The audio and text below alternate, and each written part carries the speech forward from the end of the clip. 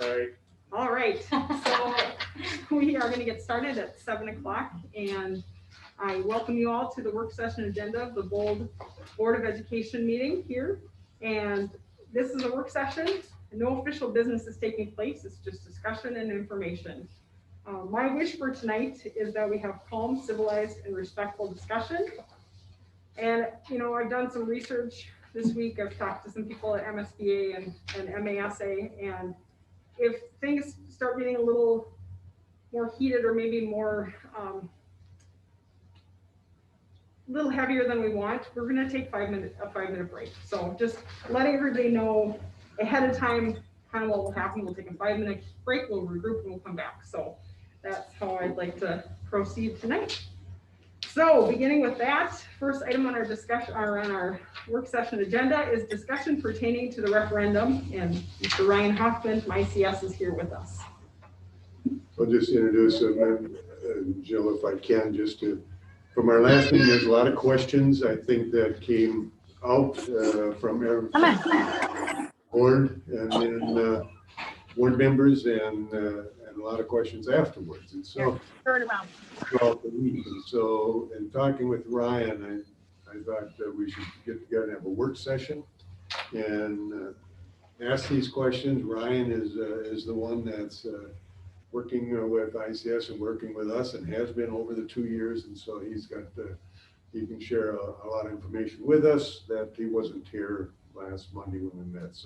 So I thought we'd clear a lot of the things that we were talking about and get the information out that is appropriate. So with that, Ryan, we'll welcome you to Bold again. And if you can share some of the things we've talked about over the past week or better. Yeah. So. And I can share my screen, right? Mm-hmm. Okay.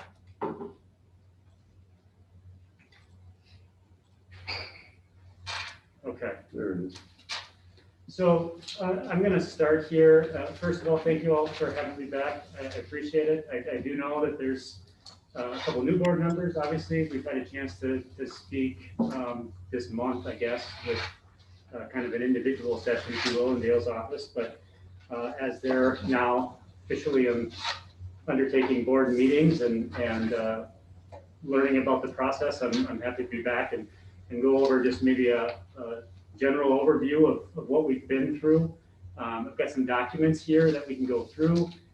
At any time, ask a question. If something doesn't make sense, if something that maybe looks different that you think from what you've seen before, let me know, I'll explain it.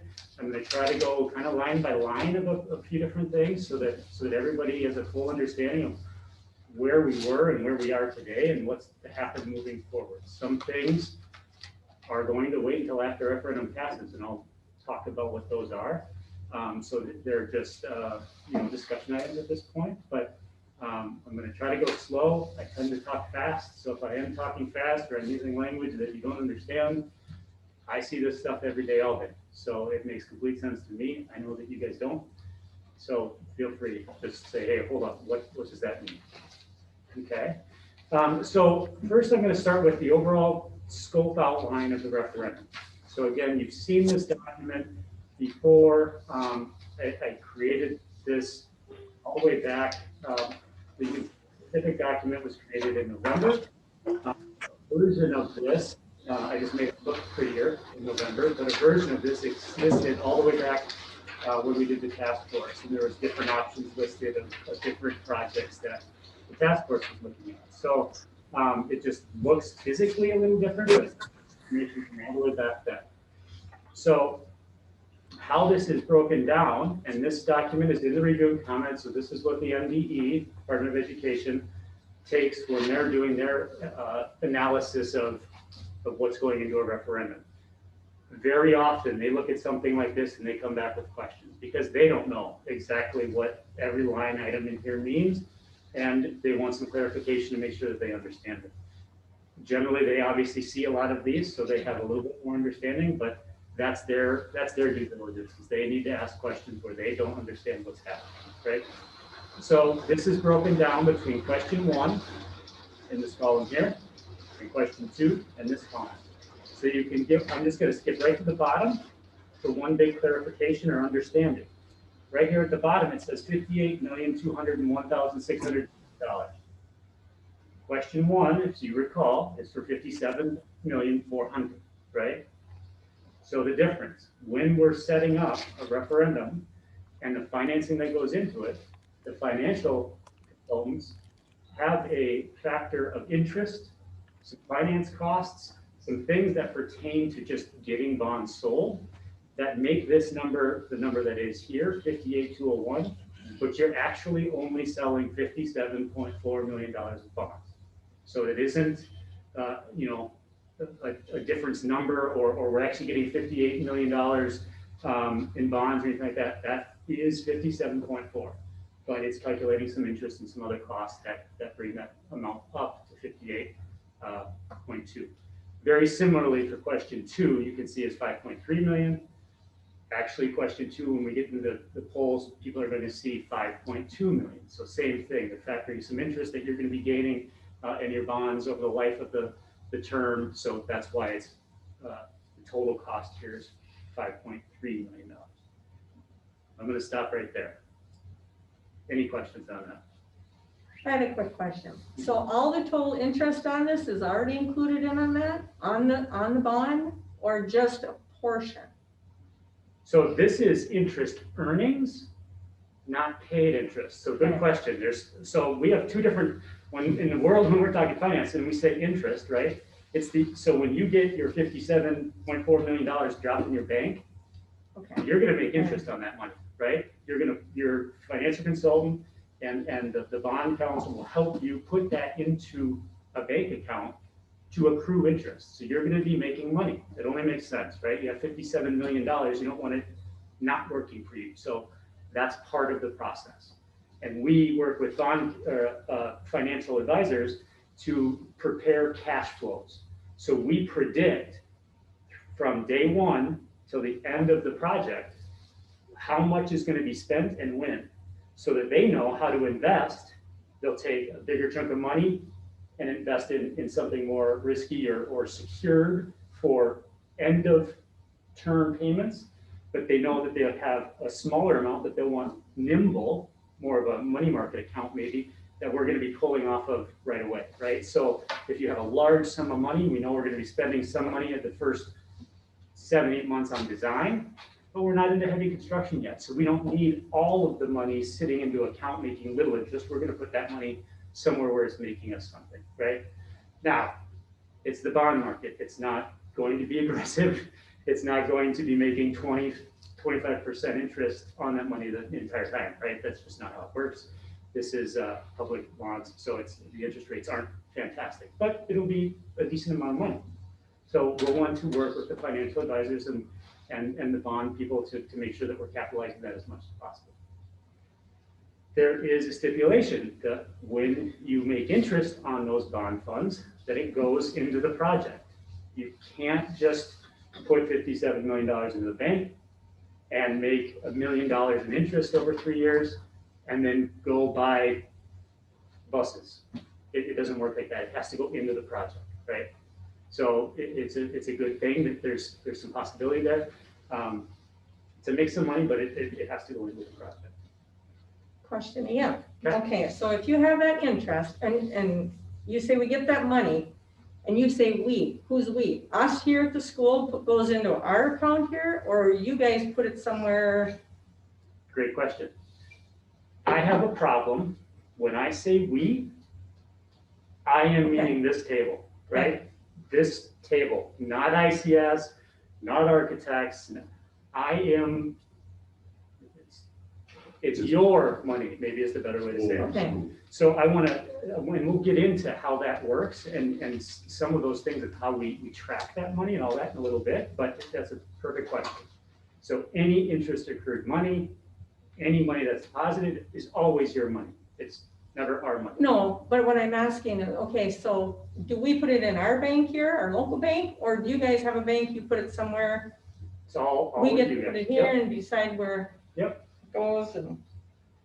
And you can work with local banks. Local banks can buy some bonds. They can facilitate some of the financing options of some of that money when it comes in. So that's definitely something that we'll work through. So Mike Hoheisel, who works with the bond sale, you can't work on the front end of putting this package together in the bond sale, and then the back end of actually receiving the bonds and what to do financially with it. So it has to be two separate companies. They don't allow the financing companies to cross, so that they know that there's no issue of potential playing around with the money. So you'll work with some other financial services that are out there that are pretty common in school districts. Again, there's a handful of them that do Minnesota school bonds. So we'll bring them all here. They'll give you a portfolio of saying, here's how much money we're going to make you. Here's the interest rate we see that you're going to get. Here's how we're going to distribute the funds over the time. And you'll get to pick which one you want to go with. Okay. I have a question too. Yeah. In this outline, it shows the auditorium, the 500-seat auditorium. Is the auditorium, is it a standalone building or is it part of the school? I assume it's part of the school. Okay. Right? Yeah. I mean, that, and we'll get into, I know one of the topics we talk about is plans. So I have some things to show with that and what that means and how that goes. But yeah, it's part of the school, built in, contiguous. Now, that doesn't mean that you get into the design process and there's some discussions with staff and community and whatever to say, let's pull that structure away. Let's have it just off to the side. I'm sure that option would be open. We'll analyze that, see if it makes sense. Does it fall within budget to do that? Does it not? We can have those conversations, but that's open for discussion. Okay, do we have a general idea of what the heating and electricity costs would be just for that auditorium area? The utility cost you're asking? We typically, for just heating, gas, those kind of utilities, so no operations, no people, we try to factor on $1 a square foot. So that right there is 14,000, and that's a year, right? So 14,600 a year. Now, that's very dependent on what type of systems you put in there, how long you leave the lights on, all those good things, but so we try to affect it. Good questions. I like this. Hopefully there's more. So getting back up to the top. So question 1, we have the disposition. I'm using disposition up here. Demolition for Olivia. They're one and the same term. So those two amounts there, that's what they go for. So what I'm going to talk about now is that specific scope item, and this will be the same for all the scope items listed below, so we won't have to talk about this over again. But Bird Island Elementary. So we know that there's a multitude of options that the district will go through to see what happens with that building, right? We will go out for RFPs to see if somebody wants to buy it. There's already been discussions with the EDA in that city to turn that into something, a viable project. All those conversations will still be had, still have to have, and will continue until they're all exhausted. And if something doesn't happen, we have $1 million to take that building down, right? To have a clean, green site. That's worst case scenario. Hopefully the building gets transferred to somebody else, but if it doesn't, that's what you're obligated to do. If we bid that out, when we bid that out, and the bids come in, and we'll get into the bidding process too later, and they come in at $850,000. That extra one, or the additional 150, or the remaining 150, goes back into the project total to be distributed to some other component listed here. That could buy you more furniture, that could change maybe, from a wall to a window, get you more glass. You can do all sorts of things. You can buy more technology with that. That is your money. You get to decide what happens with it, okay? The bidding process. All of these scopes, I shouldn't say that. The majority of these scopes, definitely anything over $175,000 in value, has to be publicly bid. So if there's a scope of work that we're gonna go out and do, and it's over $175,000, it's publicly bid. There's a legal process to go about that. We need plans and specifications by an architect, an engineer, whoever's gonna design that particular project. There's a duration that project has to be advertised so that all companies know that that project is out. There's services within the state of Minnesota that allow districts and cities and counties, public entities to put their project on that service so that all contractors throughout Minnesota, and in fact the nation, can see that that project's there and they have a chance to bid on it. As long as they meet the requirements and the specifications for insurance and bonding and they, what the project entails, they can provide a bid. So those are sealed bids. We pick a time and a day, usually Tuesdays, Wednesdays, or Thursdays at 2 o'clock is typically bid day. We sit around the room like this. We wait till 2 o'clock. Whoever comes in and drops off their sealed envelope, we take them at 2 o'clock, we stamp them that they came in, we rip open the envelopes all at one time, we read the number, lowest bid gets it. And that's the process for all of the different projects that we would do. So a project could be $1 million demolition of a school or a $40 million complete school. So, and everywhere in between. Any questions on that? Okay. Okay, so same thing for all these things. Some of these items will be combined together for one project. Some of them will split apart because it makes more sense. So I have right here in question one, $198,000 for a team room, storage room near the practice fields, right? If question two passes, that would be part of that area, but it could be a separate bid project. If question two doesn't pass, it's going to be a storage building that's there for the future if and when you ever did build an athletic facility out there. So that project can be standalone because maybe there's somebody in local here, maybe in Olivia, Bird Island, McLean, wherever, that specializes in this could be a pole structure of some sort. Maybe it makes sense to try to give them the opportunity to get that work. So we'll work with them. We'll have meetings with contractors out here. We'll know everybody in the network out here, what they do, what they're capable of. We'll have conversations on how they want these things to look as far as a bid goes. Do they feel it's more appropriate that that little pole building is broken out so they have a chance at it?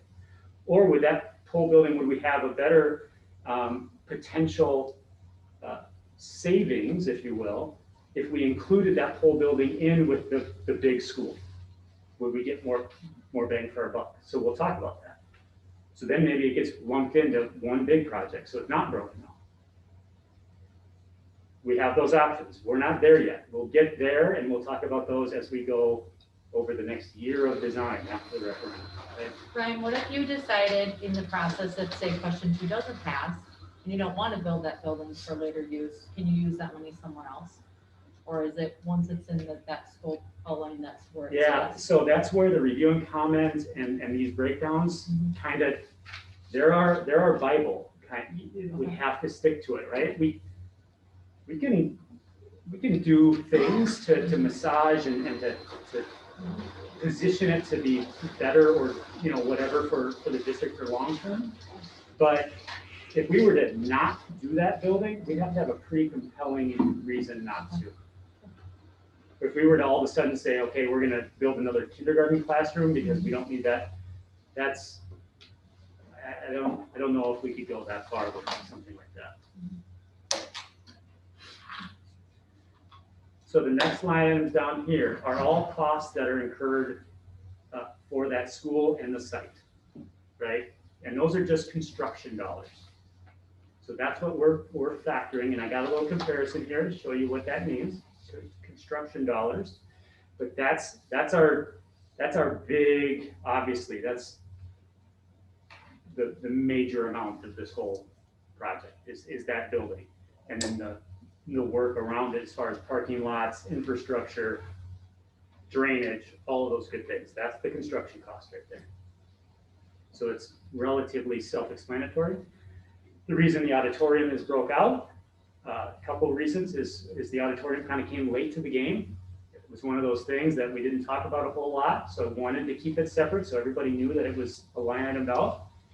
And secondly, it's a little bit more expensive of a place to build. So our construction cost for the new building is $230 a square foot. Our construction cost for the auditorium, we're using it $325 a square foot. There's just nicer finishes in there. There's more technology. There's more, equipment and things like that that go into an auditorium than the rest of the building.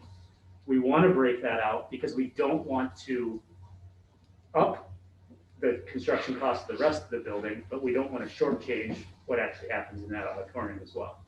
Brian, how much per square foot with the auditorium? $325. Thank you. So when you average this all out, I believe the whole building then would be at like 336. And I'll show you a comparison in a little bit to what other similar facilities are.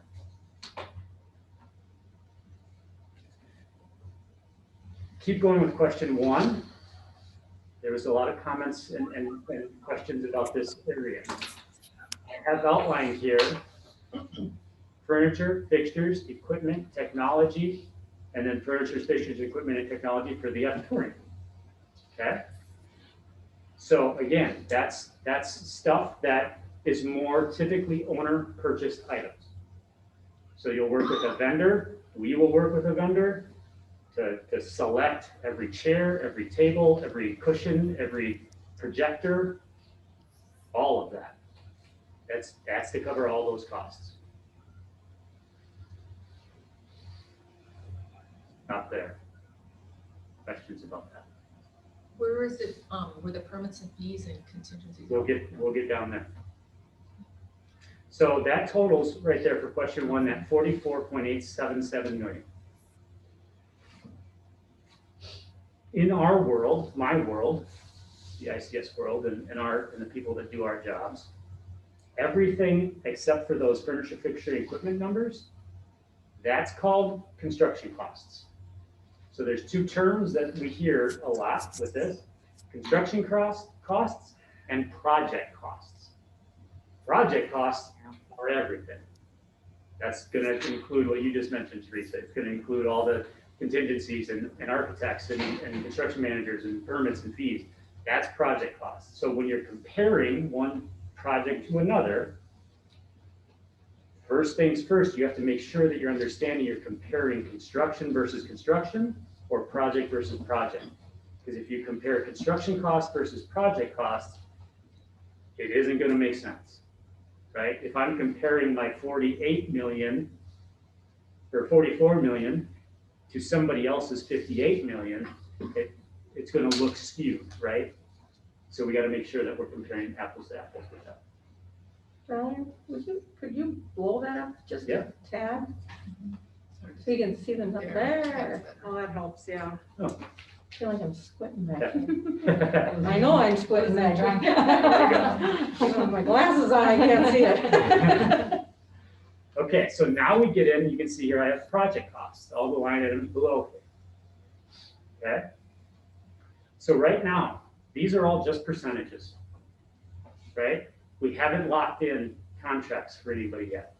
We know about what they'll be, that we do as ICS. You guys should, and you will when you do your research of what project costs end up being. When we come to you with a contract for work, we're obviously expecting that it's going to be looked at, right? That it's not just going to be blindly signed and given over to us. We need to be competitive with our industry partners. We need to break everything out. We need to show you what's going on, and we will do all that. We're not there yet. That happens after the referendum. Hopefully it happens pretty quick, but that's where we are. So in that agreement that Dale signed 2 years ago, that's why there's a range, and that's why it's based on percentage. Because back then, we didn't even know if there was going to be a referendum. So we can't give you a number. Our process is We take all of this, we understand how long it's gonna take. We use that percentage to actually build a fixed fee. So once we give you that number's done. You don't pay us another dime. Unless you add another school, maybe, at some point, but no, as long as this project is what you build, we're in it. And if by some reason we do something that it speeds up by a month, great, we came out good. If we did something and somehow or didn't do anything, but yet it just takes 2 months longer, it's no more cost to you. You're not gonna get billed for those 2 months. That's our loss. And we can talk about that again when we talk more contract. So these are all percentages. This first line item, professional and design fees. So that's architects, engineers. You have an auditorium, so you'll have an acoustical engineer, structural engineers, civil engineers, food service designers for the kitchen that's going to be designed. There's all these different components. There's maybe people, design consultants that we don't know yet that are going to be involved. As we start to have our design talks, there might be components that we didn't think of and that we have to address. And maybe that's something special that we have to bring somebody in to help us out design. So we don't know. So again, it's a percentage. Can you scroll back to the top, or I just want Yep. to make some notes here. Right. When was this one sent out? This is what I created for the review and comment. Oh, just today then? Just- So Well, Oh, it's this back is in addendum November. 4. this one was presented originally. Yeah, but it looks this way starting in November, but this Excel document, we started back in 2019. So a lot of these numbers were from that. I could pull those back for you, but. No, I just probably have a different one, because I got 11/13 of 20 here. Oh, okay, yeah, that might be Yeah. one I that I have a printed out. question, Ryan, Sure. too. So, I know you're going down through the professional design fees and Yeah. services and that, and as you keep going down, where there, above where it says other components like the furniture, fixtures, equipment, technology, are those contingency design fees and stuff? I mean, how do you come up with them? Are you basing those also on the furniture, fixtures, equipment and stuff too? The percentage of the contingency and design fees? Yes, so anything that's listed in the boxes below project costs, that percentage, so the professional design fees and services is at 13%, okay? The next two are at 2.5%, so building permits, fees, state plan reviews, 2.5%, construction testing, site survey commissioning, 2.5%. Finance cost was a direct cost from Baird, so that was a number they actually gave. Here's how much it's gonna cost to get the bonds. The capitalized interest is a direct cost from Baird, so when you sell the bonds, this covers your first bond payment because this won't take effect on tax rolls until 2022. So that's the actual payment made. And then the construction and design contingencies are based on that $44.87 million number.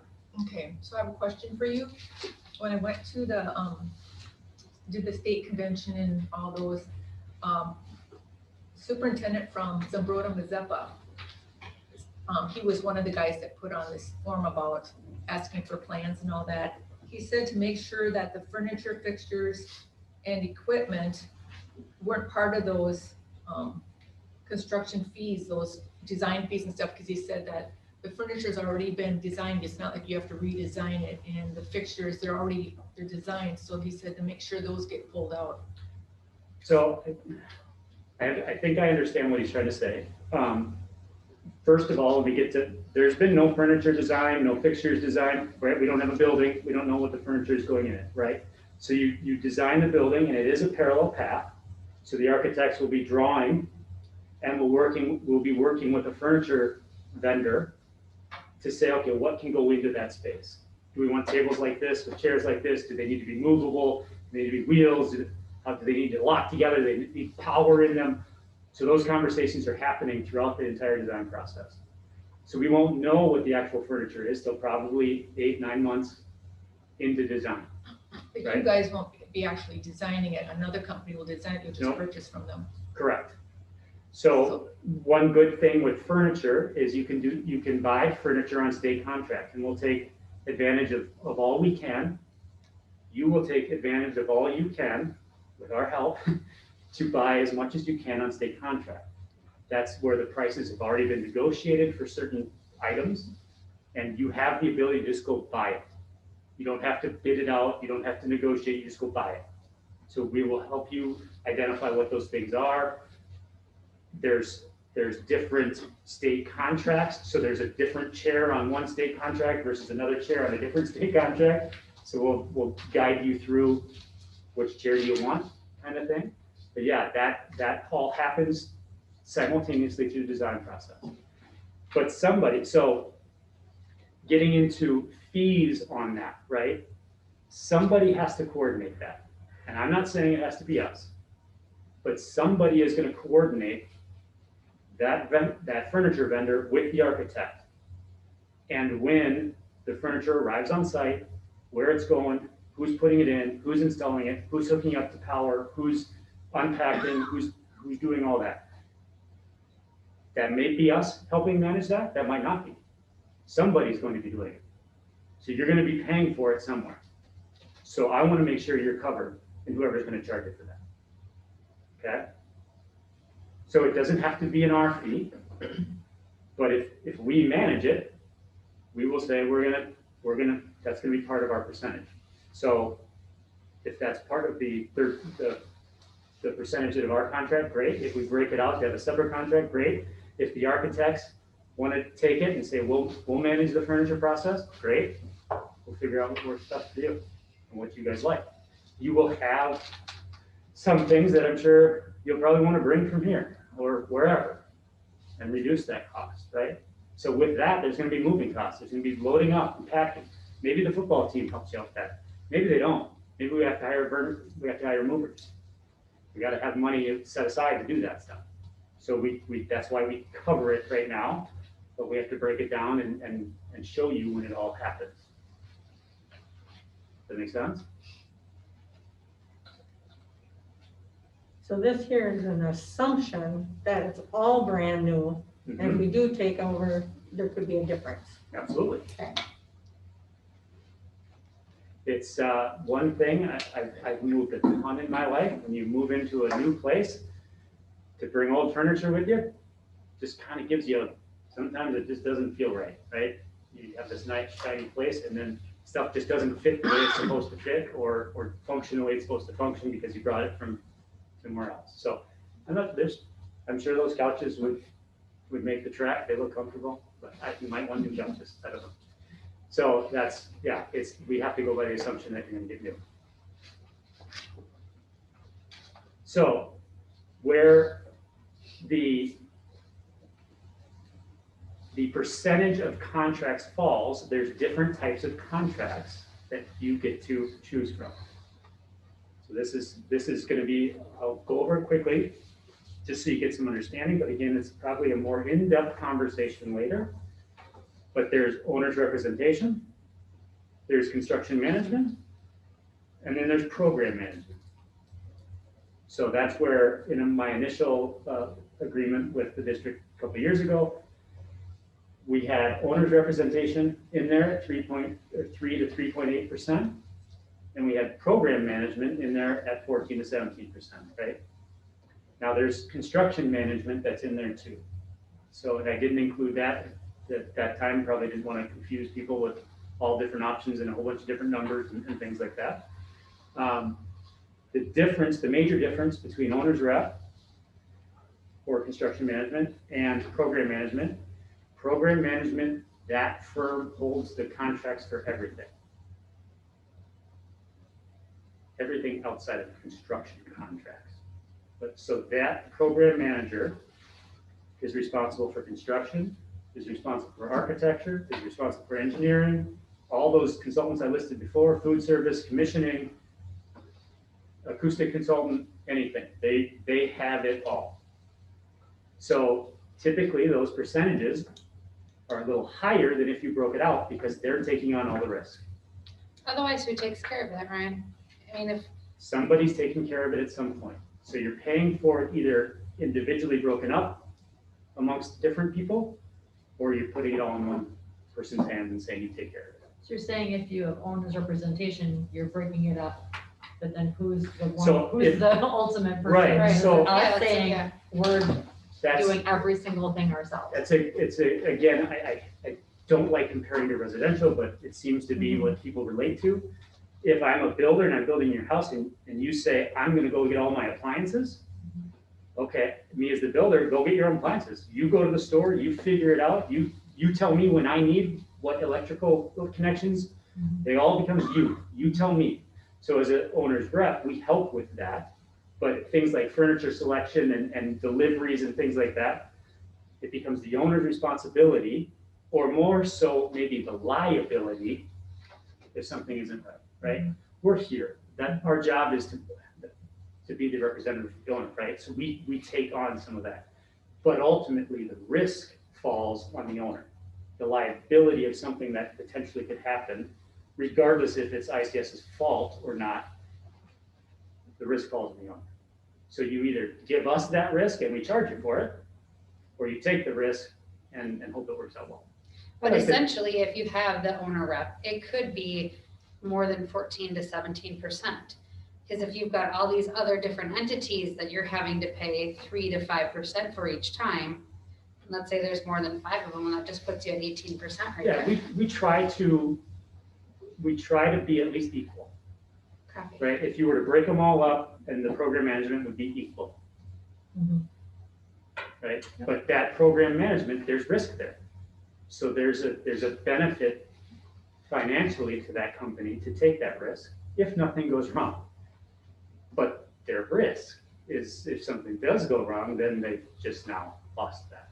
So Have the schools you work with, have you had any who have taken that responsibility on at all? yeah, so we probably, I could find out for you right now, but we're probably 50-50, I suppose, in program management versus construction management or owner's rep. Solely, Sure. we'll make that,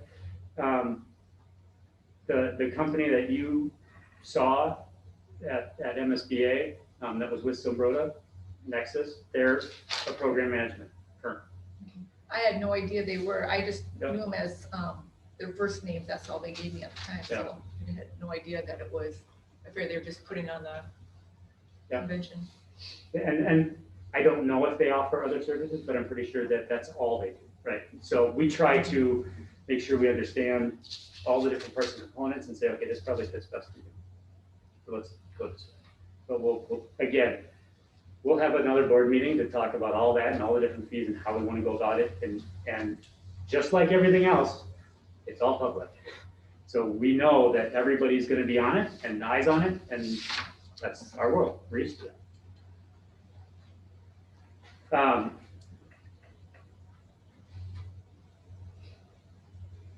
Construction contingency and design development contingency, just so you know, the construction contingency we hold for construction.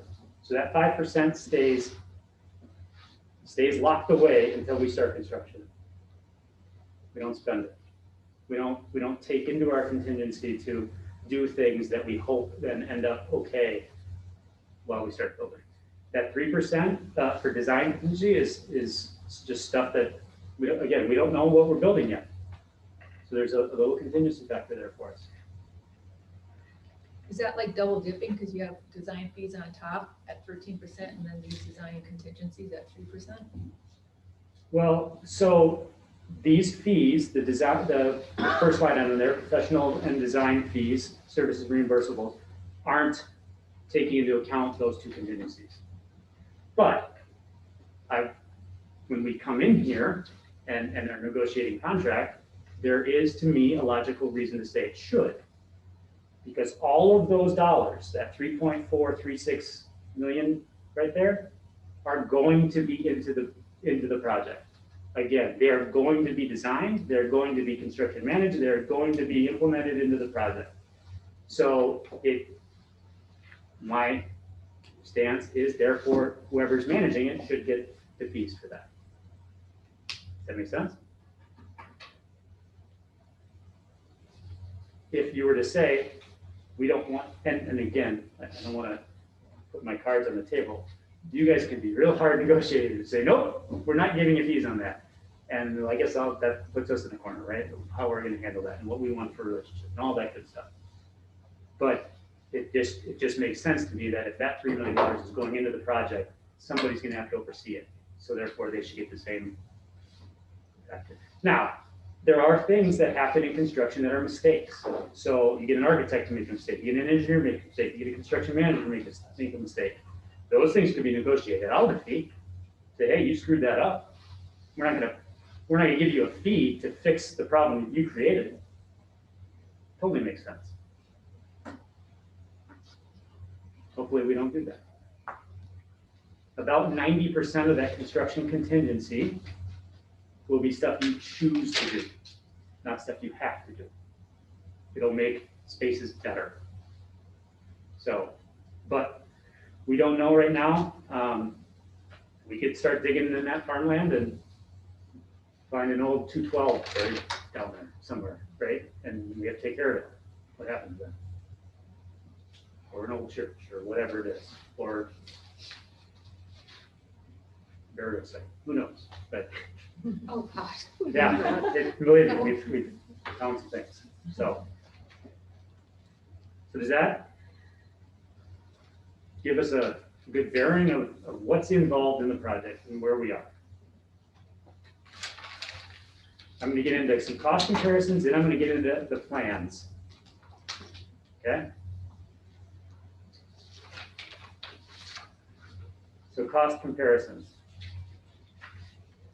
I'm sorry, this sheet is wrong, so hopefully see it all there. What I did is I did my best, called a few people within our company, outside of our company, to try to get new buildings that were built in the last 5 years. Okay, so I'm not going to claim that this is every new building in Minnesota that's been built of a school, but it's a good list. The ones highlighted in that pink or whatever color, skin color that is, are not ICS projects. So we're not involved in that. They're just numbers that I. Can you make that bigger too? And then is that in here in this 58-page thing? No, it is not. This is just something I created, but Okay. I can definitely send it. So here, I'll just zoom in so you can see different school districts kind of throughout the state, different types of schools. So some elementary schools, some high schools, you know, it's a variety. It's hard to find apples to apples comparisons. Obviously RTR is in here to look at. So like district, the school name, how big the building is, what the construction budget is. Now this is where it gets difficult, right? So I did my best with my knowledge to know what construction is, what construction costs are, to find that number, to make it as apples to apples comparison as I could. I'm pretty confident in this, that these numbers are the construction totals. So I'm good to go with it. Just wanted to break it down here. So you can see the construction budget of these schools, how big they are, what the total construction dollars per square foot is. And you can see bold is down here in the green. So we're at 236.25. Okay, that's our construction. So when I referenced earlier, we had a 149,000 square foot building built at $230 a square foot. We have a 14,600 square foot auditorium built at $325 a square foot. You combine those two, the building average is 236. Okay. If we factor inflation, so I went to the US Bureau of Statistics and took what the inflation rates were for each year. And I added that on. So I know the years here, when they were planned, to make them equal to today. I got that construction amount there. Then I divided by square feet, get a new, so it would be as of today's dollars as close to possible. And then I just averaged them out. Average of all these buildings is $238 a square foot to be built. Some of these, I don't know exactly if they included some site costs. Again, I did not include site costs in this. I wanted the actual building. So some of these might include the parking lots or things like that, which I couldn't break out, I couldn't find to see how detailed they were with that. So they could be some a little bit off, but it's not gonna be big dollars. It's gonna be relatively close. So I'm comfortable with saying, I feel we're very appropriate on average for the construction cost per square foot. So did you factor in like the population of the area and the enrollment of the? Nope, this is strictly building the building. So that's where it gets real hard. You know, I know there's a comparison about dollars per student per referendum. It's just, to me, that's an impossible comparison. You don't know if that referendum's additions, renovations, a combination of both, new schools, not new schools, if it's heavy athletic fields, if it's not, you know, to me, you can't make that comparison. You just can't do a referendum and divide it by students to see how much it's worth. I'm sure there's 1,000 people that could line up and say, you're wrong, we can't make the comparison. I'm sure I could find 1,000 people that say, no, you can't. So I don't know where to go with that. It's just, this is my research. This is what I'm comfortable with, knowing that I know exactly what I'm comparing here, apples to apples. So you go then and say, well, why, when our dollars per square foot for construction seems to be, Ryan, you're telling us it's close to everybody else, why does it seem like Bold is crazy high? So I wanted to look at some of these other things. FF&E budget, technology budget, and contingency. So you can see here. Now, I'll have to back up a little bit, but some of these are new 9-12 high schools at 320,000 square feet. 9-12 high school at 400,000 square feet. Early childhood, 4th grade. That one's just really high there, but you can see Bold's, when we total up those previous columns from that previous sheet, all of these items here, oops.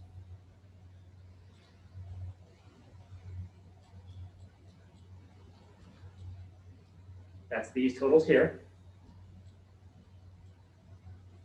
So you could say, okay, Ryan, you gave us $1.4 million in FF&E. Wow, that's equivalent to a 320,000 square foot high school that was planned in 2016. That's what I did plan. Yep. So could you squeeze 400,000 out of that, $1 million out of that? Yep. I took it, understanding dynamics and understanding what we're doing here and doing it right, doing it once, not coming back, not being left with a school you can't operate efficiently and correctly. Those are the budgets I put in. So that's on me. We talked about it, I think. I hope you agree that we talked about what those moving parts were, and we all agreed that these were numbers we were good with, that we could go with it. So it makes sense. As years go up, technology becomes more and more a thing. We didn't even, you can see back in 2015, 2016, they weren't even budgeting for technology, right? So, okay, and some of them were included in these numbers over here, so it's a small dollar amount. Again, 750,000, could we squeeze that down to 250,000? Sure could. Again, that's where, when you total those up and you say, okay, maybe you could easily get $1 million out of that. $1 million out of that 57 or $62 million referendum was cents on the dollar as an impact. Does it make sense to keep it and make sure you're covered? That's, I think, what we had was agreement to make sure that we were good with that. Contingency, you can see here, I have it 5%. Some RTR, this is RTR, this one in the pink. Their contingency was 2%. I'd be scared, but I'm not saying that that's not going to be successful. I have no idea. They're building it, so I don't know. So that's my comparison chart. Any questions on that? If you got 5% there contingency and you get close to the end of the project, you're pretty solid with where you're at, and you end up with 3% left, then what? It has to go into the project. Buy more furniture, buy more technology, pay the loan down, pay the bond off. You get to choose. So you can pay the bond off. So really that 5% is just a security thing that not knowing when you're working on the project, you know, what might come out of it, and you want to assure yourself that you're not going to get the project almost done and you're short 5% or 3%, and that's what that contingency is. It's the kind of money you put aside so the unknowns hit and you've got dollars to take care of it. If they don't, then you steer it to a different avenue. And You might get some of my colleagues to say, it's a brand new building, you don't need 5%, you could squeeze that down to 4%. Okay, so with that being said, I'm gonna throw this at you because I got a phone call today from a concerned citizen, and I told her I'd bring it up. If this doesn't pass, and maybe let's just say one of our options is to go back and look at bringing those numbers down, okay? And we agree upon a number, that the contingency, the technology, if we take money out of there, Mhm. that could. Yep. Okay. So on the $57.4 million question, 10%, let's say $5 million out of the furniture, the technology, the contingency, the design contingency. Could you squeeze $5 million out of there pretty quickly? You could. Okay. To reduce it by 10%. Well, and I think that was her big thing, is that people didn't, you know, she's like, what happens if this doesn't pass? I said, well, lots of things could happen, really. We need a board to discuss and decide that, right? So we could go back out for the same bond. We could come back and say, all right, let's look at the votes and see how drastically it was, how close was it? We could go back to the drawing board, you know? And right or wrong, when we had that discussion about just overall bond costs, we knew, you know, I talked about $20 a month on the average home was something that was a target, right? That can mean a lot. So we have that second question, which is $5 million. And on that average house, I think it's $1.73. I could probably find that out, but per month, right, impact. Yeah. So if we were to reduce this by 10%, we're reducing it by $1.73, $2 a month on that average house. So 10% seems like a lot in the construction side of it. So when I'm looking at that, is that $2 a month on that average home, or whatever that is per acre, which I know is a ton, is that worth the potential to say, okay, we don't have enough now when we get into our building, we didn't get enough furniture, we didn't get enough technology, if we would have had some additional contingency, we would have done this. Right. That's, you know, that'll have to be analyzed, like you said. Okay. that's what I think you want to protect, that you've got that if that unknown comes to be that. That's what I think. That's what I see it's for, is that for that reason. And so you can cut it back, you can lower it, but then what happens if all of a sudden something jumps out at you that the cost skyrocketed? Mhm. Then you're gonna end up with much less of a project or a building, so I think you could go through all that you estimated here and everything you put together, and you can take those dollars out and lower it down. But then is it gonna be the product you want when you get done? Right. And that's what I think is a concern of anybody that's working with this, is that when it's all said and done, it's a project that you're proud of, a building that you're proud of, and that you wanna call home. So So I think, and when you look at the 5%, the 3% or 4%, what are you really looking at?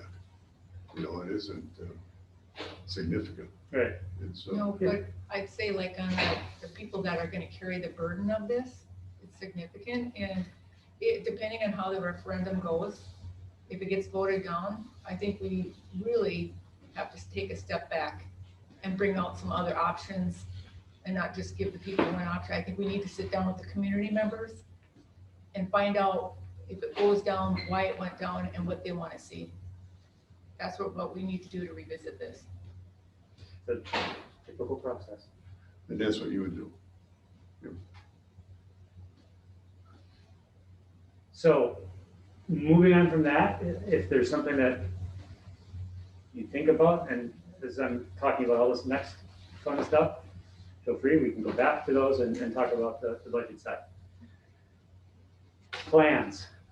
Had a lot of discussions about plans. How we can't vote on something we don't see. How do we do this? So, here's your plan. We know that we've been talking about 149,000 square feet of a school. We know we've been talking about 14,600 square feet of an auditorium. Here's the science behind that. Myself, Mr. Menton, Mr. Benson, Mr. Flan, Dale, Paul, met a few different times to go room by room. How many sections do we have? How many classes do you have of that type of class? How many kids are there? To calculate exactly how many rooms we have. How big are those rooms? So it's just a spreadsheet of numbers to calculate sections, total sections, times square footage to get us the size of the building. Okay, so with that being said, one of the things, just a comment that I've been asked, is because their concern was, and I'm hoping I'm saying this right, but their concern was is that the square footage for the new building is smaller than what we currently have. And my response is, but it would be better planned out. Like, this is not planned out. It doesn't mesh, it doesn't jive, it's broken up. It's not smaller. It's a little bit bigger. Okay. So what's calculated in this building square foot is the pool. So this building is about 154,000 square feet. That includes the pool. And I believe the pool is about 20,000 square feet. So this building is bigger. The new building is bigger than this building if you took the pool off. Thank you. Talk about the pool. Then you add the auditorium on top of that. But the auditorium is not here anyway, so Right. that would be an addition to that. The auditorium square footage is not figured in with the 150,000 square feet. The building is 149, the auditorium is 14,600. And again, I assume they're all one, so you have 163,000 square foot building. But again, if you're comparing apples to apples, this building is probably approximately 130,000 square feet compared to this building, the building in the referendum at 149,000 square feet. Thank you. Question, when you talk about the pool, are they, in this plan, is it in the plan to demolish the pool also? To get rid of it? We haven't had discussions about. I think that's a discussion that would come after the vote. You got a lot of time to plan there, and the same as what I told Ryan here, you can, what here is just numbers, square footage, students, classrooms. But when you get into the planning, when you're meeting with staff, you're meeting with community members, you're meeting with everybody, that's gonna change. And so this is what would you call it, a sample or an example of square footage involving students and classrooms, period. Well, what you do with that space, that's where the design comes. And that's after the vote, and I don't know how to explain that, where I think we tried to show some other facilities over the time of different options of, and you're gonna take visits in other schools, and you're gonna see that, it's not just a square classroom. that you're gonna be developing here. And that's a big change, is that the teaching techniques that is so drastically changed from what we're in right now. And so I So think you mean you'll instead see of a- sitting in the hall doing group, it would be a Yes. separate room? I tell Mr. Benson, he's got his study groups out in the hallway, and I walk up and down there, and they all want to say hi to me, and we all stop, and, I think, gee, we're interrupting them. But we don't have any other space, so that's what we have to do. These classrooms aren't, this type of a structure is not set up for group work. And, you look at the new buildings that are being developed right now, and that's a big part of it, is cooperative group areas where you can, 2 or 3 or 4 students can go out and work on a project together and have that group type of thing. And that's a real change from what we're used to. And if you read, there was an editorial in the paper, I think it was Sunday's paper, about that type of an approach of, especially with high school, middle school, high school students, of their different way of learning today and how we have to adapt education to that. And so that was a good article to show that. So, but this is where we start, and gives you the space you're looking at having to start design. And so we can kind of get some of the understanding of how we look at this. We look at utilization as well. So utilization means how often, how much is that room being utilized for every hour. In a high school, it's, if we can get 75, 80% utilization seems to be the standard. If we can get more than that, that means that one particular room is occupied 75 to 80% of the day. We're shooting for that. If we can get higher than that, great. If that room is occupied all hours, all day, that's 100% utilization. So, like, look at the music suite here. We know, and just we've got the elementary school grades, and we flow up to the high school grades. So we're talking about, yep, elementary needs a band and a vocal.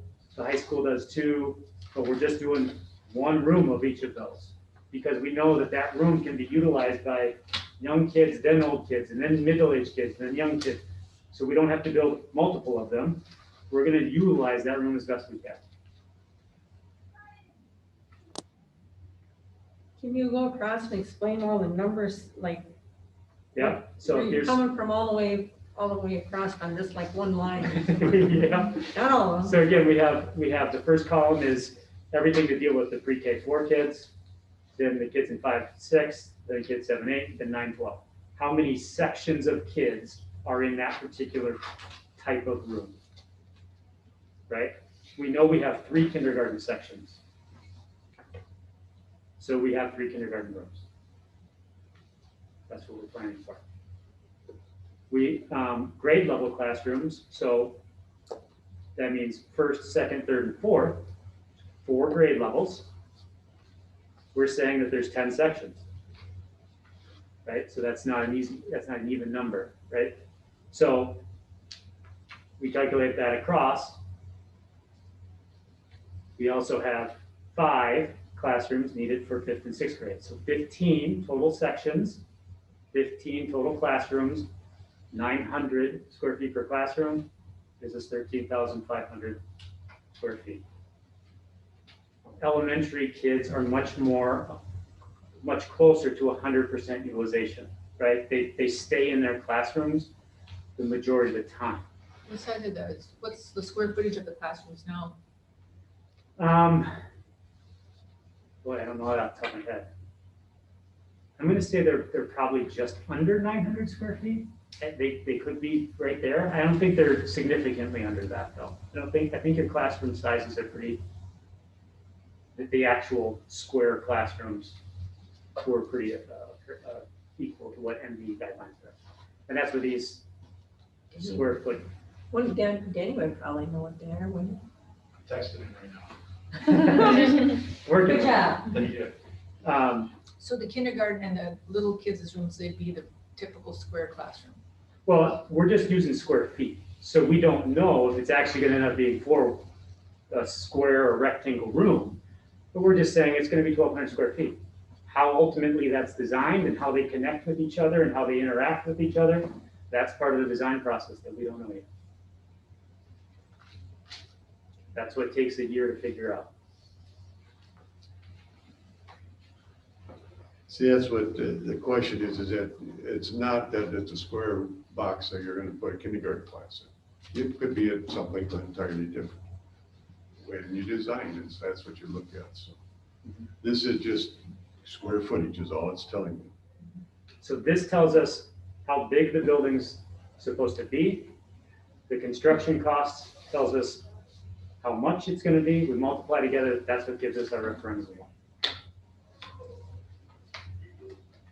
So when people are saying, where's the plan? Well, here's the plan. This is how many bedrooms and baths you have. Again, related to to residential.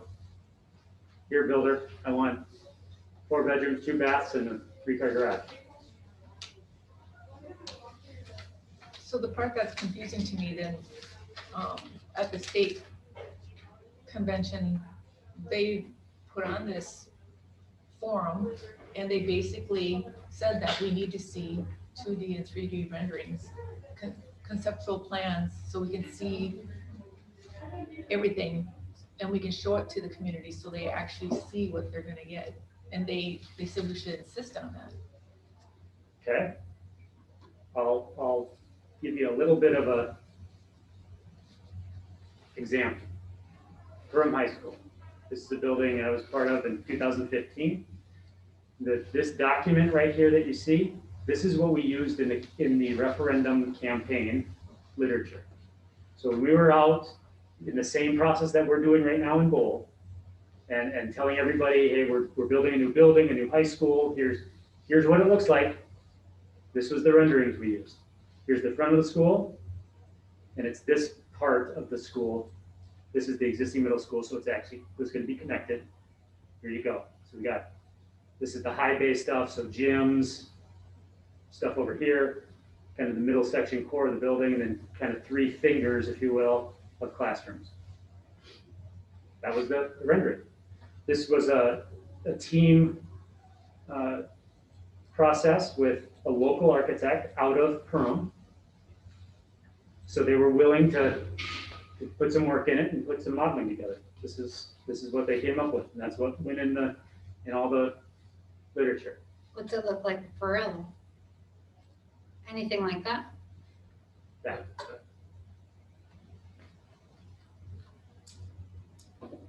So that's the front of the high school. So nothing really like, It's a big box. Here's the classrooms, not 3 fingers, but a square. This building here is the shops. So we pulled that out. They've got a lot of industry in Perham, and they have a lot of business partners that wanted to come in and help them out with equipment. So they wanted a bigger building than what we could program for them, right? They wanted more space. So this is more of a pole structure that was built next to the building. It's attached by a link to get them as much space as possible. What's in that whole building? That's their shops. What was the 3 fingers before that you drew them up? Classroom. So, yeah. So the original concept had the parking lots all in front of the building. Kind of behind it was the road. Ultimately, what ended up is it actually faces the parking lots opposite direction. One of the parking lots, there's actually 2 parking lots now. This is that road, so it's kind of facing out towards 10. So yeah, I mean, and is that bad? No, it's not bad. I don't know if it was worth the effort. And I don't know if anybody, so now what happens? What if somebody was diehard that they loved this? right, that's my point. Or Like, what if they diehard that they hated it? Dale likes it, I don't. So, that's, but well, and this then you building, just have community members that come back that's my scare. Like, it looks nothing like, I know, it doesn't look like what you Yeah. told right, us. and then that, you you built ask for this when trouble. you showed us this? Wait a minute, what's Two wrong different here? things. Mhm. This is a gorgeous building. It happens to be 150,000 square feet. Exactly what you guys are building. And ultimately, from start to finish, how long was the design phase for So this building? if referendum successful February, design would take probably until next February. We'd then bid it out, public bid, depending on how many bid packages there were and how that was all set up, but that would happen between March and April and May. Start construction early summer, late spring, maybe 2 years. I'm with you. I like that one better than the other one. Yeah. But I mean, It's- yeah, if you're hesitant to do that because, like you said, someone could love it, someone could hate it, and that Right. could change their vote just based on a look that could possibly change, or very likely could change. Right. This had no input from community, which I'm not saying that that's a bad architect then. That's, no, they designed the other part, the other school, so, but it just, there was no input, there was no, so it did all that for nothing. I'm biased, right? You guys are the board. I thought we had this discussion and we kind of all agreed on this process a while back, so I just let it go. If there was more pushback, yeah, we could go to Bold and say, design and build it. They might hand a service contract to you for whatever, to say, okay, we'll design a building for you that you can use in your referendum materials. But it's gonna cost us. It maybe is gonna cost you, and it's maybe gonna be close. You know, so I don't wanna speak for them if they would charge you. Right. So. All I know is we have the space program, so we have that 149,000 square feet, and we have a construction dollar amount. That's our job to keep my finger on them to design to that. If they didn't have a budget, they love to go wild, design whatever they can, right?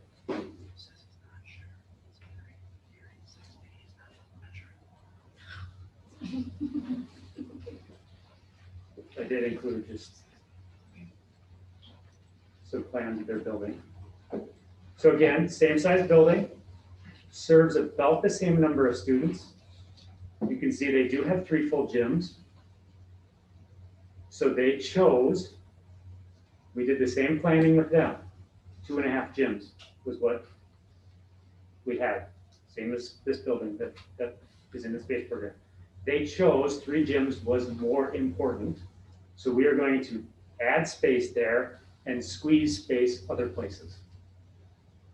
Okay, so that's what Dale was talking about. We'll figure out how to squeeze it around and make it efficient, make it work. So, you know, a lot of similarities with this building and what you guys are probably looking at. There's a connection to the middle school, which could be a connection to a wellness center. I mean, there's all sorts of, the only thing that this thing doesn't have that yours will is a auditorium. They built this little dash line, actually ended up being an alternate. An alternate is something that can be designed and we bid it and it's just that. If prices come in good, you can add that component into the building. This was a black box. So a black box is just I think that's a 2,500 square foot tall space, literal black box. So you can do performances in there. They have bleachers, things like that. So that was their, instead of doing an auditorium, which they left at their old high school, that was their compromise to say, okay, we'll do this instead.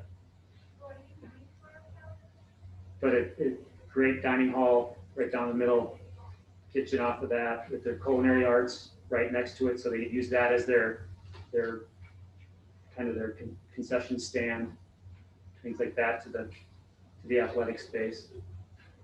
These are the kind of things you don't, you know, the bathrooms in new buildings. That's what you have to build now. It's like it's a metrodome, right? It just, so those are the things that are way different than what you see in this building today.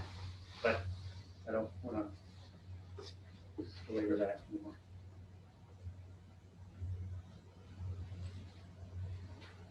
So those were my 3 items to cover. Thank you. What did I miss? What other questions do we have? You just mentioned something about the bathrooms have to be like the Metrodome. Could you elaborate more on that? Just how many toilets and things like that. If you look at, this is the women's restroom. Now, you don't have to put them all together in one space, you just have to have that quantity of them within the building and within the spaces, right? So that just goes to show, those are the kind of things, and when they ask, why does it cost so much to build? It's stuff like this that isn't in this building here that we have to do. So it's just basically more stalls. A lot more, yeah. When you look, How do they base that on population, student enroll? Is that how they base it on student? capacity of building. So they'll take the square footage of the building, and there's calculations to figure out how many people could fit into it. If you have this gym fully occupied, how many people can be served? If that's the right word, to the restroom during a competition. If you modify this building, do you have to get it up to a different set of codes then, once you start playing with it? Then you have to follow through with everything, has to Yep. change to get up to be at code now? Yeah, so when you look at things like the assessment we did, right? We look at like for like conditions, so, okay, this carpet's stained, we need to replace it. It's $4.50 a square foot to replace. That's what the assessment does. The assessment does not take into account, okay, we have to build now 15 new women's stalls in a renovation, right? That wasn't the purpose of an assessment. So when we say, how can the renovation of this building be 60% of a new building? That's when you start to take into account all these different fixtures, all the different requirements. That's what boosts that up. So you have that deferred maintenance cost, plus all of these code things, plus all of the rooms that we said that we were gonna build in a new building. You put all those puzzle pieces together, that's where you get to the 60%. You know, that part confuses me too, because on one of your scope outlines too, it showed that the renovation option was gonna be like 28 million. But I remember being in the steering committee and it was supposed to be 17.4 for both schools. How come it jumped up 11 million to renovate? So just what I was just explaining. So the 17 million is deferred maintenance. The 28 million is the deferred maintenance plus doing this stuff, doing all the new bathrooms that are gonna be required. The elevators that are gonna be required, all the different code stuff that's gonna be required. That's what gets it up to 28 million. Because on here too, the number was off. It said it was 47 million for the new building, which should have been 58 million. No, so that you're referring to, that's the MDE comparison, right? So again, I'm making it apples to apples. Here's construction to construction. Taking all the project stuff away from it, taking furniture, fixtures, equipment, taking all that and saying it's going to be the same. If we put $500,000 of new furniture into a new building, we're going to put $500,000 of new furniture into a renovated building.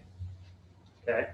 So so if we know all of those factors are going to stay the same, we just look at construction. That's why the comparison's there, and that's why that isn't one for one with that scope outline that I just showed you.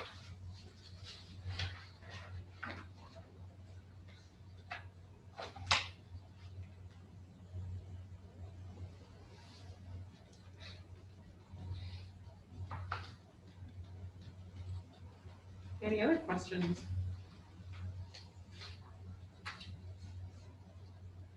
I'm still looking at the difference there. I see where you put the new furniture in the renovated one to match up with the new over here. but it still doesn't add up. I don't understand why it's still only 47 then over on this side when it should be 58. That's confusing to me. You know what I'm saying? Yeah, it's to make the building cost as apples to apples as possible. So it's taking everything out of the fact of the building. I don't So the believe, extra like, 11 million then on top of the 47 million is what? Your fixtures, your. no, well, that's, I'm trying to remember how that document's laid out. Probably land acquisition, parking lots, those aren't listed in there, correct? Yeah. it's Site in there.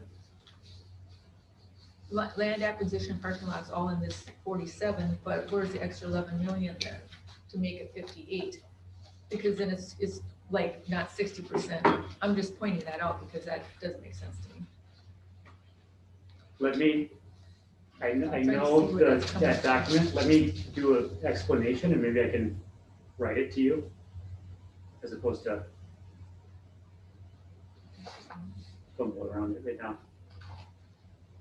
Because, yeah, the professional fees are different. You have 4.2 million here and it's 5.6 over here. Building permit is 1.1, and that's fairly close. It's a little bit higher on this side. Same with the construction site testing, it's a little bit higher on this side. Yeah. Bond insurance So is here, actually, you're looking at this document, correct? yep.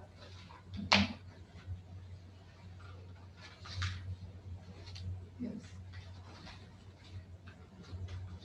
Okay, hold on, it's been a while since I did this comparison, so yeah, got these the same, right?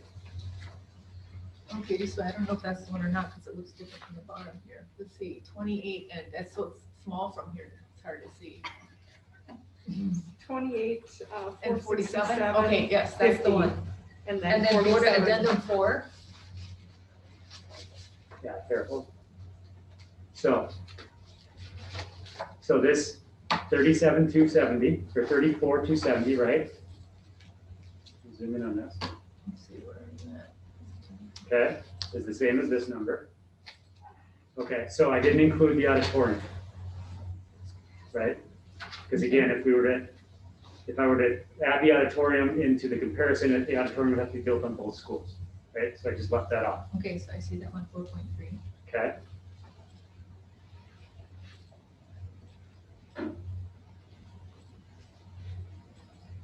And purchase of gas, parking lot site utilities.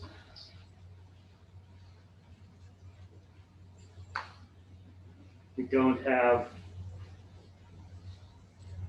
practice fields, right? So those are left off.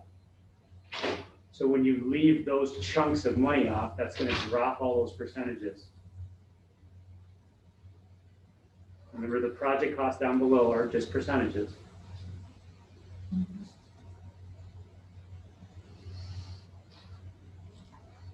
So I'm using, So really like, on this one here then, one doesn't really realize that, under that question one, you took out the auditorium on there when you first look at it.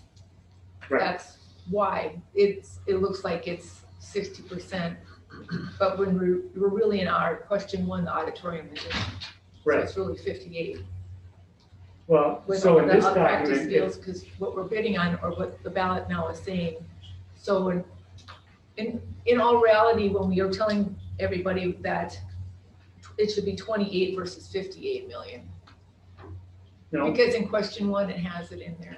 right, so if I were to add the auditorium into this column, under the 34 million, I would have to add the auditorium into the other column, under the renovated building, to make them apples for apples.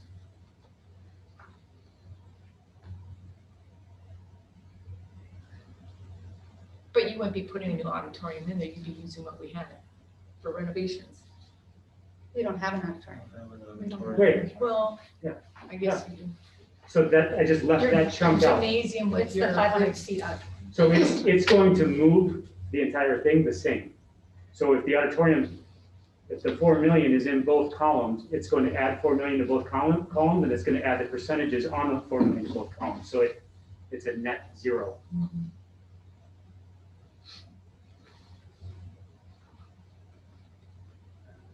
In the comparison, try to keep it as simple as possible, right? A new building with some site work, a parking lot, and buying land. That's as simple as a new build. So strip all the other stuff away. That's as simple as we can make it. We're building the building. We're getting utilities there. We're putting a parking lot and we're buying the land. Compared to everything that we have to do here. That's what this comparison is.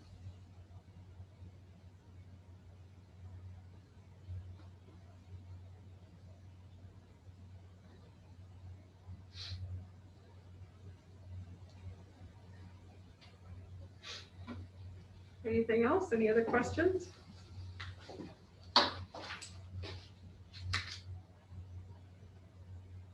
One thing, maybe, oh, sorry, I have the that's fine, floor. that's fine. Our process for after a referendum. So a successful referendum, we develop what's called oversight committee, okay? There's different nomenclatures for it. It can be a building oversight committee, it can be a project oversight committee, so BOC or POC, facility committee, whatever you want to call it. We establish that. That's typically a couple board members, superintendent, sometimes principals, finance, or not finance, but business manager. If there's somebody else that needs to be on it too, that committee then is responsible for this.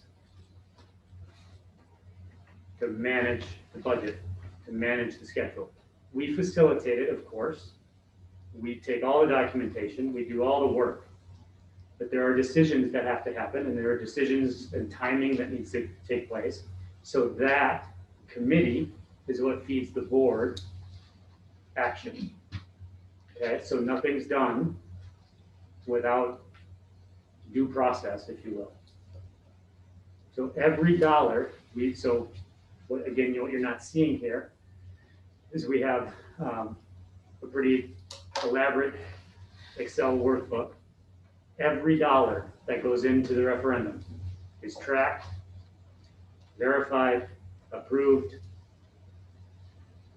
Doesn't matter what it is. If it's a $14 ad in the paper because we have to advertise the bid, that invoice comes in, gets coded, goes into the document, logged, gets sent to the district to get paid. Lindsay will have her own books that she's taking. So we have 2 sets of books that are being developed with the project the whole way through. We're reconciling that, making sure we're not losing track.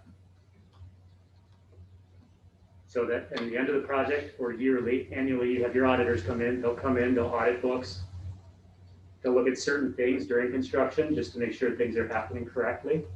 But at the end of the project, you'll have an audit. So that committee hasn't been established yet, but that's part of the process. So we'll have representation there. And again, everything we do is public, right? We know that.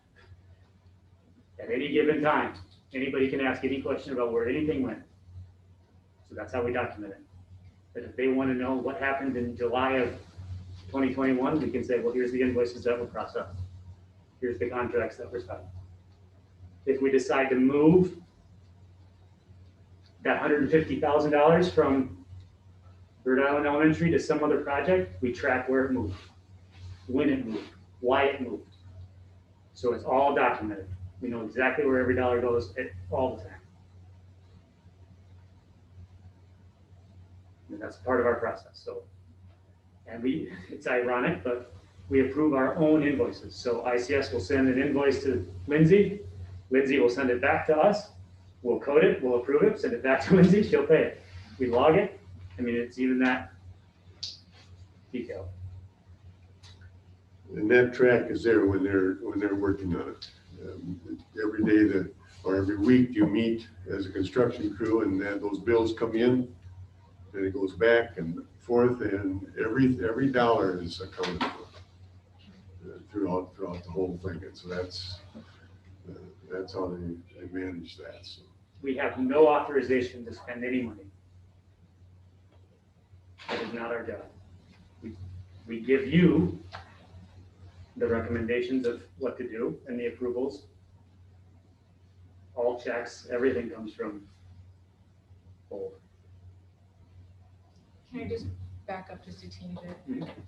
This is one thing I forgot to mention when you were going over the renovation versus building new. If one thing that's probably not really accurate on there, thinking about it, is right now we have a pool where this doesn't show a pool. So if you're gonna do it apples to apples, you would have to have figured in a pool on the new one too. To be, if you're gonna figure apples to apples, because. But we're not building a new pool. We're not building. But a no, pool, but we weren't gonna renovate for a new auditorium, but you said you have to put that in there. Cause you need it at both facilities to make them the same. But in order to make the Question new one one does not- same, you need a pool in the new one because you have a pool in the old one. We're not That's building, comparing we're apples not to building a new pool. But I'm just saying you have to compare apples to I don't apples. think you understand how Yeah. it's working. Question one does not have a pool in it. I get that, So, but when you're comparing, the right, cost of question one renovating has an an old, auditorium, yeah, right? So if we're gonna add the auditorium in, then we have to add it to this building as well, because it's there. If question one were to have a pool, then yes, you're right, we'd have to have a pool in it, but we're not building a pool.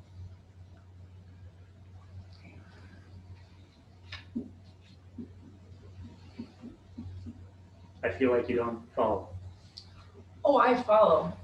But I'm just saying you wanted to keep it completely apples to apples and we don't have a 500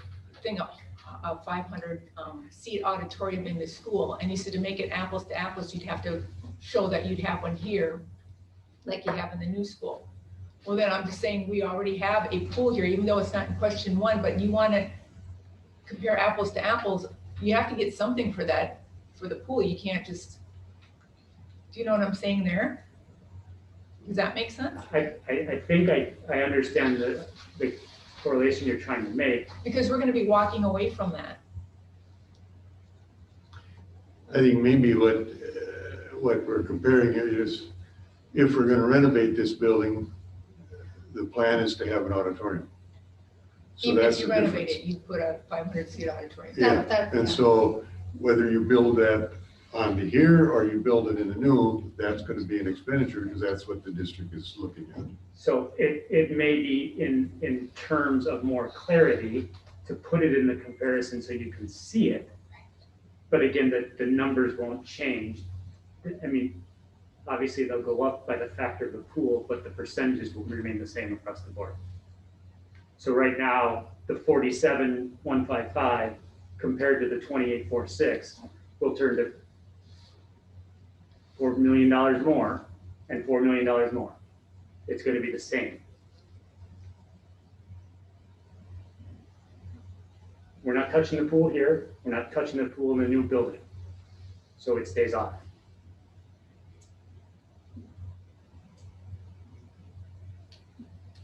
Go ahead. Mike is good there? Okay.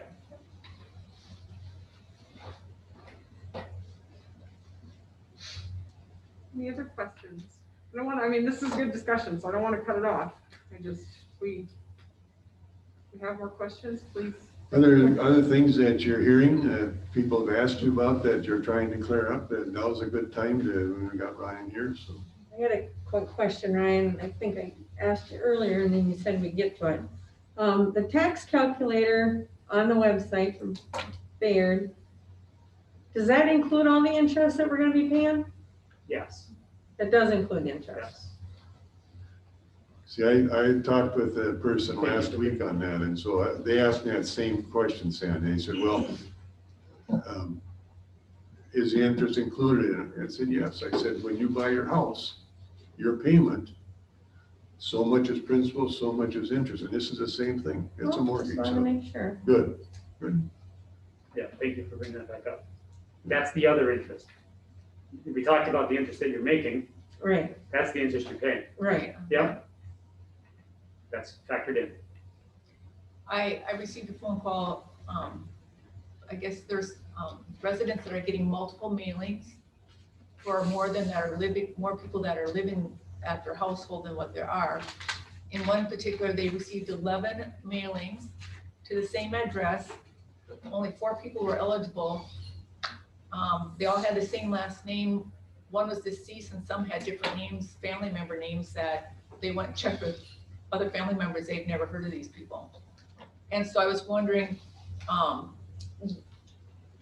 like, who provided what's the data source that you got your list from? Who provided the list? Where are they coming up with the names that people are getting all these? I think, That comes from the county auditor. The county auditor? We get it to county auditor between the two counties that, Well, which mailing too? yeah, I Because know. keep But- informed there was a vote yes mailing. And that had nothing to do, that was a separate committee I that don't know did about that. So It would depend on what mailing it is. Right. and then where did that data source come from, or who provided that list?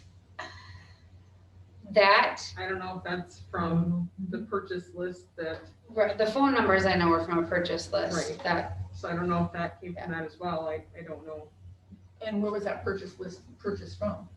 Secretary of State is what I, Secretary of told. State? Yep. So the Secretary of State, you got the list from, okay. That's funny that they'd have all the deceased people in yeah. there. Well, but of course, so it probably makes sense. they are deceased and they still can't vote, but. But then there's like, they said out of the 4 that were eligible, there's 7 others that had names, the same Yeah. last name, but they don't even know who these people are and they got mails to their home. So I was just curious.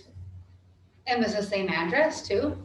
With the data Yeah. source. We had one that came after our last meeting, I checked with Joy, and we had one that the address they hadn't had for 10 years. But yet we had it on the register from the county auditor. Yeah. So I don't know if it's it's a hassle, and so. But if you think about, probably in situations out here, families taking over residence and maybe not purchasing or filling out purchase agreements or going to the county to, do deeds and things like that, you could probably get a pile up of. I just know from, different kind of mailing, but I just know from at the store when we send out postcards for a different event. So of course we didn't really send out any last year, but in previous years, we have a couple events we send out like every 6 months. And an address that was good the first 6 months for maybe ladies' night is not good, 6 months down the road for the repair and remount event because people move and, we get a stack back every time.